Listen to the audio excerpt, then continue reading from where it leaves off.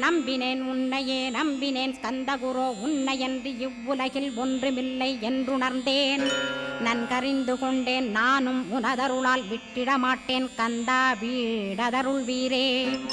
நடுநற்றித்தானத்து நான் உனை தியானிப்பேன் பிரம்ம மந்திரத்தை போதித்து வந்திடுவாய்.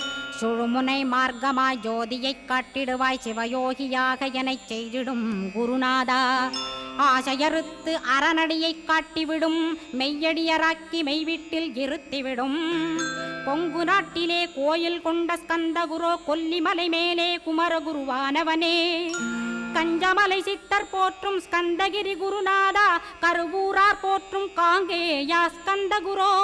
மருதமலை சித்தன் மகிழ்ந்து பணி பரமகுரோ சென்னிமலை குமரா சித்தர் கருள்வோனே.